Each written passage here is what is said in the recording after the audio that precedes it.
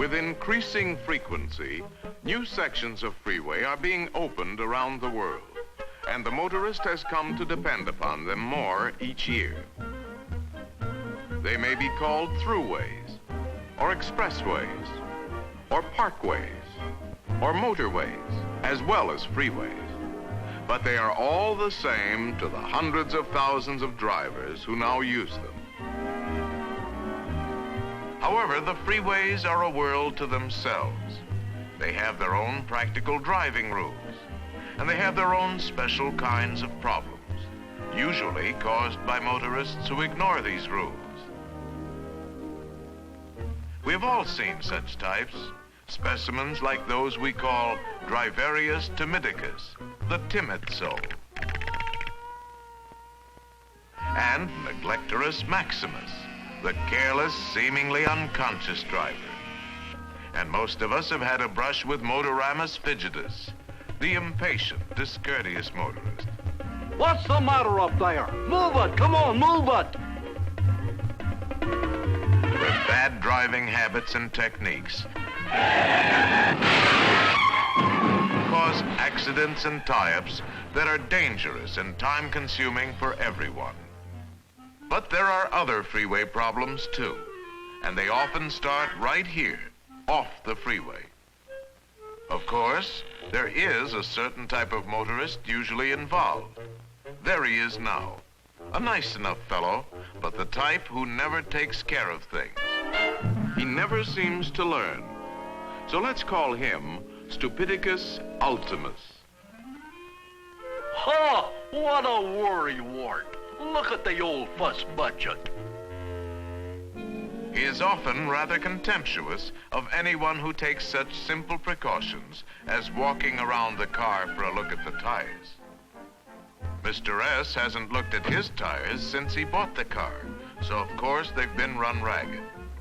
He hasn't had the motor or brakes checked either. If the car runs, he simply drives it off without a thought. Stupidicus just doesn't realize that on the freeway the demands on every part of his car are much greater. A slick, threadbare tire is usually the first thing to go. Uh-oh, there goes my tire. Of course, this can cause Stupidicus to lose control of his car. But if it doesn't, that worn-out tire suddenly becomes very precious to him, and he will actually stop quickly in a traffic lane. Of course, this is the worst thing he could possibly do, and just for a tire that was almost certainly ruined anyway. On the freeway, seemingly minor things, unusual little noises or vibrations, should not be ignored. A carelessly tightened wheel working loose, a rising temperature gauge, a rattling hood latch slightly damaged in a parking mishap can mean real trouble at freeway speeds. Uh-oh, there goes my tire.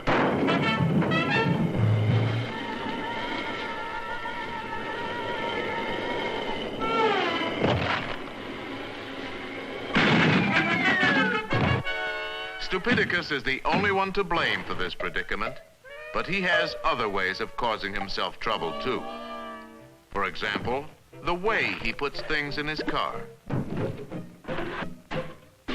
See how carelessly he piles them in the back seat, never thinking that in a sudden stop... Oh, ouch! Oh, ouch! Every one can become a dangerous projectile, threatening his life and limbs. But even worse is the way he loads a trailer. He usually piles too much on and then ties it down very carelessly. Naturally, at freeway speeds, part of the load is soon distributed along the way. This adds to other carelessly scattered litter, all of which costs millions of dollars a year to clean up. But there are often more immediate and far more serious results.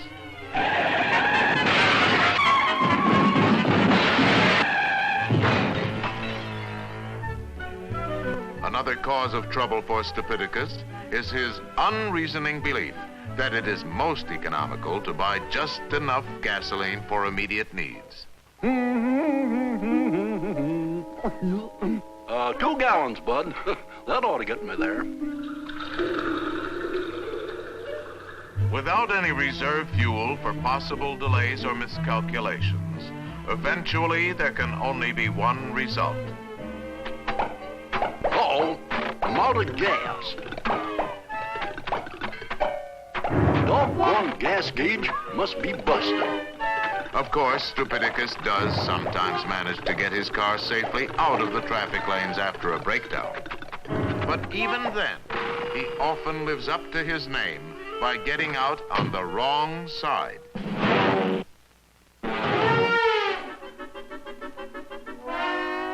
Or sometimes trying to make repairs while actually standing in a traffic lane.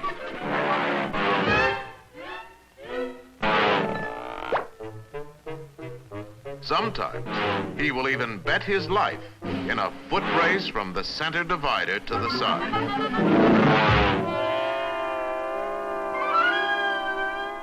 Once in a while, in spite of all precautions, a breakdown will occur. This is a serious matter on a busy freeway, but the dangers can be lessened by following a few common sense rules. First of all, remember that you are in a flowing stream of traffic that cannot be stopped quickly. So if trouble develops, look around and plan your moves. There is nearly always time for that. Next, be sure to give clear signals of your intention before doing anything. Now move carefully but firmly to the side, the outside preferably, if it can be made safely and in time. Almost any driver will be courteous enough to drop back if he realizes you're in trouble. Once off to the side, get well out of the adjacent traffic lane. Get out of your car only if it can be done safely, and even then, stay as far from the moving cars as you can. If it can be done safely, a raised hood is a rather universally recognized distress signal. But warning devices, such as flares or reflectors, should be carried also. 3 or 4 in a bundle secured under the front seat. Always look out for spilled gasoline or other fire hazards before lighting flares, and set them carefully. Set at least one about 50 paces back on the edge of the road, even a bit farther if stopped over a hill or around a curve. Another near the car is recommended, and any such devices are especially vital at night. It's easy to see that good mechanical condition is essential, but there is something else equally as important: the driver. Aside from his car, the condition of the driver, mentally and physically, is vital too. For example, he will put in a hard day's work at the office, getting ready to leave on a vacation. Maybe even attend a little farewell party. Happy vacation. Have a good time. Oh, goodbye. See you in 2 weeks. And start out at the end of the day, planning to drive 300 or 400 miles without a stop. Inevitably, fatigue sets in, but Stupidicus keeps going because he doesn't realize the danger. Let us pause and see what he's up against if he has to stop suddenly. Remember that for a driver to see something, decide what to do, and then take action, usually takes from 3/4 to a full second. Brakes are applied only after that time.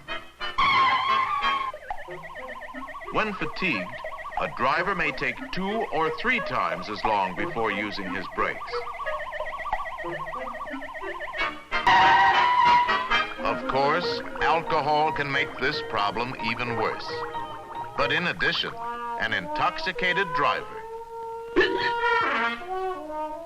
confronted by an emergency, will often use very poor judgment and take unnecessary chances.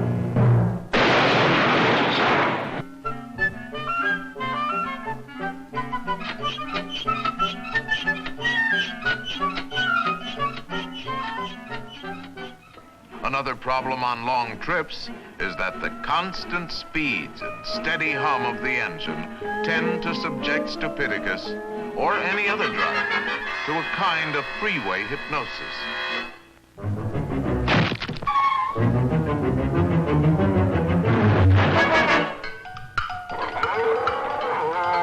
This is a serious hazard, but it can be overcome by occasional stops off the road for a moment's rest and refreshment. Finally, Stupidicus doesn't seem to realize that adverse weather conditions always exaggerate and intensify any freeway problem, and that extra care must be taken at such times.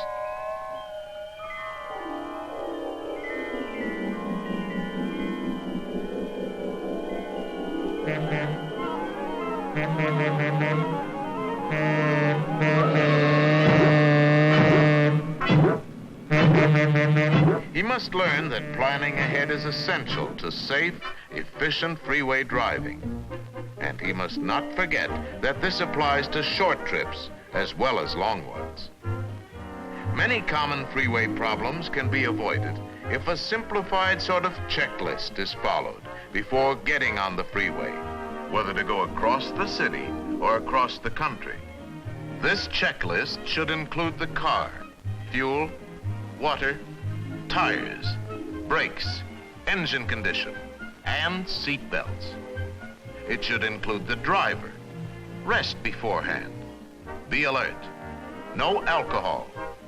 Rest stops on long trips. And it should include the freeway. Traffic conditions, weather conditions, knowing where to get on, where to go, and where to get off. And there is one more item to be included always. One for which there is no substitute. Plain common sense. Yeah, just plain common sense.